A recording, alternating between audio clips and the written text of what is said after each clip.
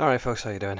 So, if you go through to Edinburgh, there are 3 statues of Queen Victoria in that city, and the most prominent one is on top of the Royal Scottish Academy. As you can see, now the official narrative is that the reason why this statue is on top of the Royal Scottish Academy is because Queen Victoria didn't like this statue, rejected it, and gave it back to the city of Edinburgh and said, do whatever you want with it, just stick it somewhere. Okay, doesn't really make sense, especially when you consider that the sculptor was Sir John Steele, who did most of the statues in Edinburgh.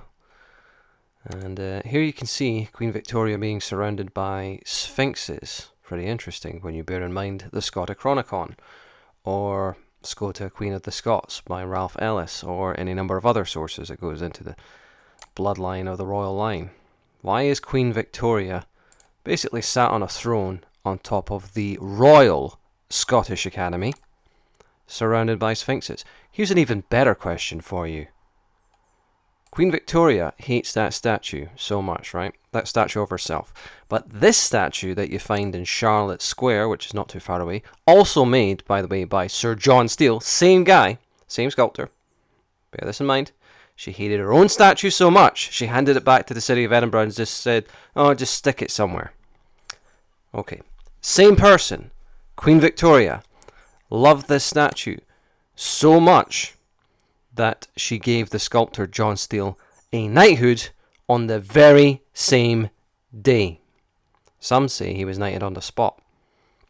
And lo and behold, what is this to the side of him here? West Register House nowadays. Well, it used to be St. George's Church, named after the patron saint of England, by the way. Which is, of that shape, that kind of oval shape. If anyone knows about, the obelisk and the dome sort of thing, what they symbolise.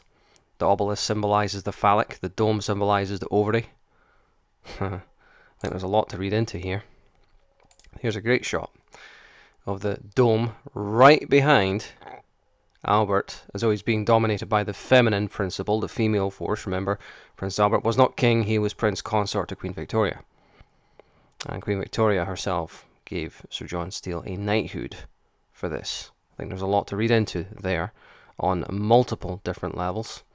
Not only that, Charlotte Square is where you find, once again, Sphinxes. Why are there Sphinxes in Charlotte Square? Oh, and look, lo and behold, what do we find here? A bull. I didn't notice that until just now, actually. But isn't that pretty interesting? Here we've got Charlotte Square with the Sphinx again. So, okay, let's just summarise this. On the Royal Scottish Academy, you've got Queen Victoria surrounded by Sphinxes. Oh, and by the way, there's a phallus to the side of her. Just noticed that. I didn't notice that until just right this very second, by the way. So here's Queen Victoria surrounded by Sphinxes with a phallic symbol in the background.